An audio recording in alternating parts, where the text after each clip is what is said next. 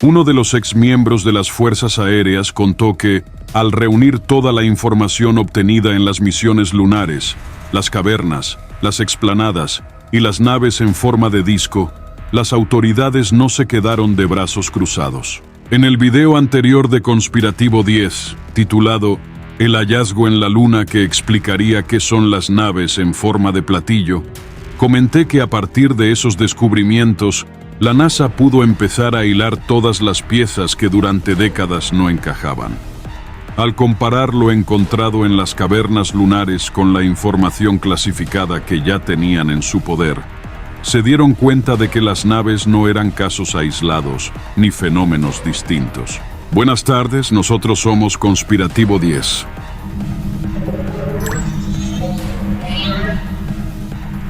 Fue entonces cuando la figura de los grises comenzó a cobrar verdadero sentido, ya que la agencia tenía a algunos de ellos capturados y con vida, bajo estudio desde hacía años.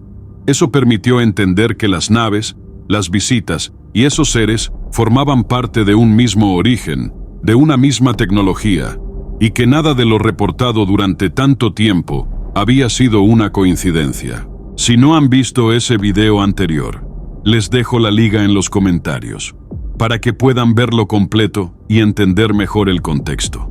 Los videos y fotografías captados en la Luna fueron comparados con otras naves que por razones nunca explicadas, Estados Unidos ya tenía en su poder.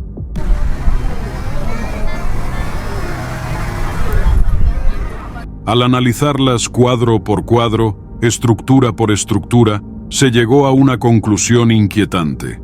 Muchas eran iguales. El mismo diseño, los mismos materiales, las mismas proporciones. Eso confirmó que esas naves encontradas en las cavernas lunares son las mismas que han sido reportadas durante décadas en la Tierra. Pero lo más impactante no fue eso. Según estos testimonios, la Agencia Espacial de Estados Unidos no solo posee naves completas y restos de ellas, sino que también ha recuperado restos de los tripulantes. Y más aún, se sabe que han tenido al menos 6 tripulantes vivos bajo custodia. Han sido estudiados durante años. Se les han realizado pruebas físicas, biológicas y neurológicas. Y sobre todo, se ha intentado interrogarlos.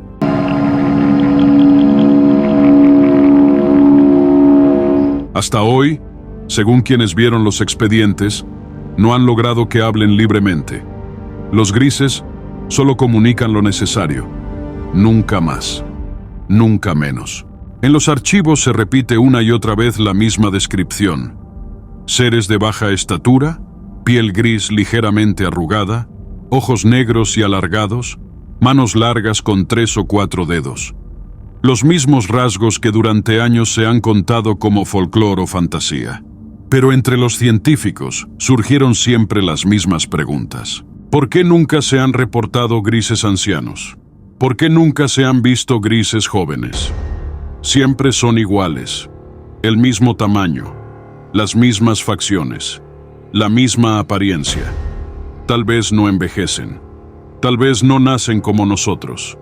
Esas preguntas, según los documentos, fueron respondidas solo de forma parcial.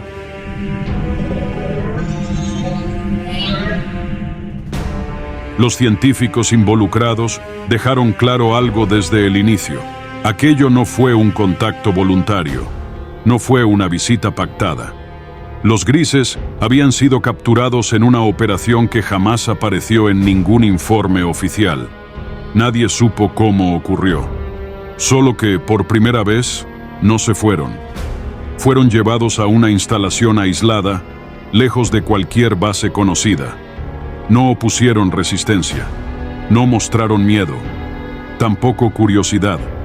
Aceptaron el encierro como si ya lo hubieran previsto. Durante los primeros interrogatorios no hubo respuestas, no porque se negaran, sino porque no entendían las preguntas como nosotros. No reaccionaban a estímulos ni a amenazas. Solo observaban, inmóviles, con esos ojos negros. Con el tiempo, lograron entender lo que intentaban decir. Los grises afirmaron que no venían de un planeta, que esa idea era humana. Su origen no pertenece a un lugar, sino a un estado distinto del tiempo. Para ellos, el tiempo no avanza, se pliega, se cruza. Explicaron que sus cuerpos no son como nosotros, individuales, sino formas biológicas creadas con un propósito. Por eso todos son iguales, por eso no hay variaciones. No son una especie como la nuestra, sino una función que se repite. Cuando uno deja de servir, es reemplazado.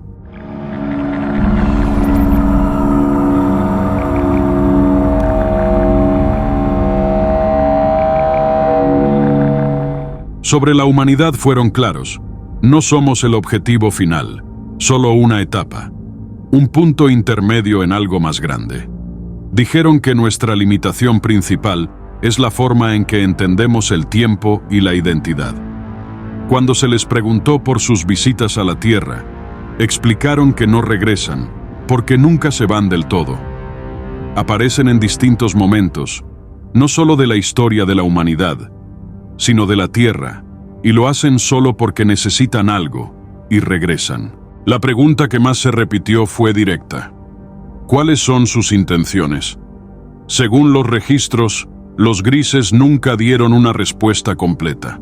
Solo dejaron claro que ellos conocían únicamente lo que debían hacer como parte del grupo al que pertenecían. Sabían sus funciones, sus tareas y los momentos en los que debían intervenir, pero no conocían la finalidad total del proceso. Era como si solo fueran una pieza dentro de algo mucho más grande, algo que ni siquiera ellos podían explicar por completo. Los científicos entendieron entonces que, aún interrogándolos, nadie tenía acceso al plan final y que lo único que esos seres podían transmitir era lo estrictamente necesario. Cuando finalmente les preguntaron por las cientos de naves en las enormes explanadas de la Luna, la sala quedó en silencio. La pregunta fue directa. Si esas naves estaban ahí para una invasión, si eran un ejército esperando el momento adecuado. La respuesta de los grises llegó como todas las demás, de forma lenta. Dijeron que la Luna no es el único lugar, que esas naves no están concentradas ahí por casualidad. Explicaron que hay miles de ellas dispersas por todo el sistema solar, en diferentes lugares y en diferentes tiempos.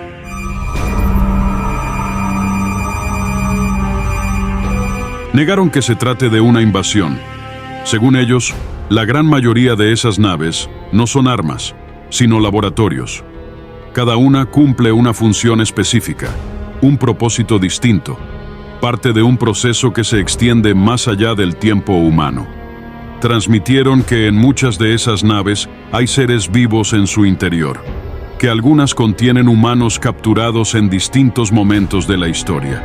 No solo humanos actuales, sino homínidos primitivos, humanos de nuestra época, e incluso humanos del futuro.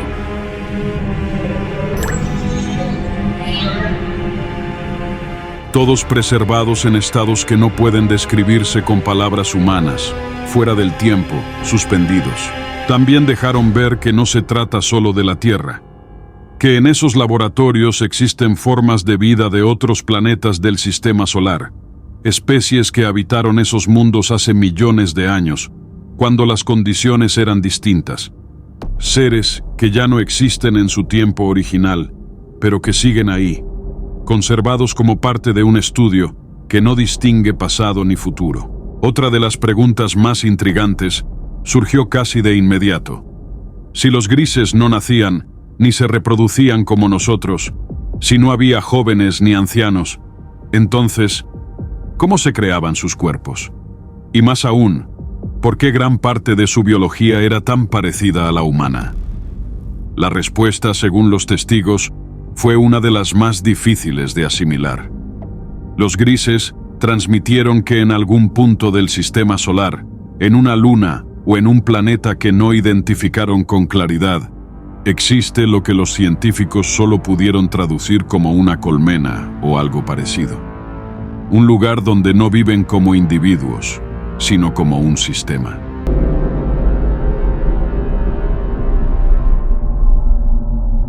Ahí, Un grupo de grises especializados en genética se encarga de preparar los cuerpos. No los crían, los ensamblan.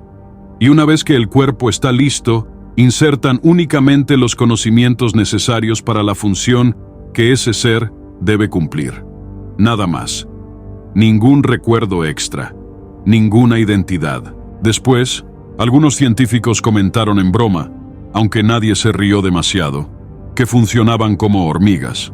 Y lo inquietante fue darse cuenta de que, incluso en su forma, tenían cierto parecido. Según los testigos, el interrogatorio duró días enteros.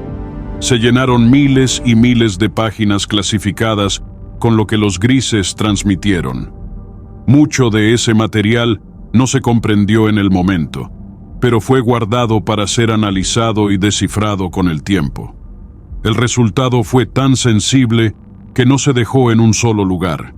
La información se dividió en múltiples partes, se codificó y se repartió entre distintas agencias. Todo con un solo objetivo: evitar que, si alguna vez ocurría una filtración, nadie pudiera tener la historia completa. Quienes han tenido acceso al interrogatorio completo, o al menos a fragmentos de él, han formulado muchas teorías con el paso del tiempo. Pero hay una que se repite más que las demás. Según esa interpretación, el origen de los grises sí debe estar ligado a un planeta, a un lugar físico en algún punto remoto. Sin embargo, los que están aquí no vendrían directamente de ahí. Habrían sido creados aquí, en nuestro propio sistema solar, como extensiones de algo más antiguo. Y su propósito, según lo que se logró entender, sería recolectar y estudiar el ADN de todos los seres vivos que han existido, no solo en la Tierra, sino en todo el sistema solar, incluso de especies que desaparecieron hace millones de años.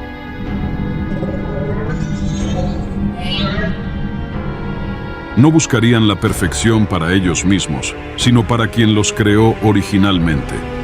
Algo que algunos científicos, con incomodidad y temor, solo pudieron describir como su Dios. Al final, admiten que quizá nunca sabremos cuál es el verdadero propósito final de los grises, ni la intención real de ese ser misterioso que los envió.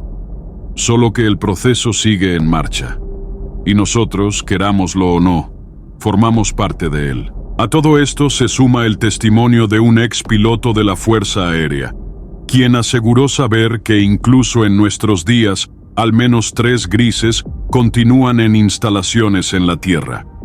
Ya no están ahí para ser interrogados. Según él, se mueven con relativa libertad dentro de esas instalaciones, bajo supervisión constante.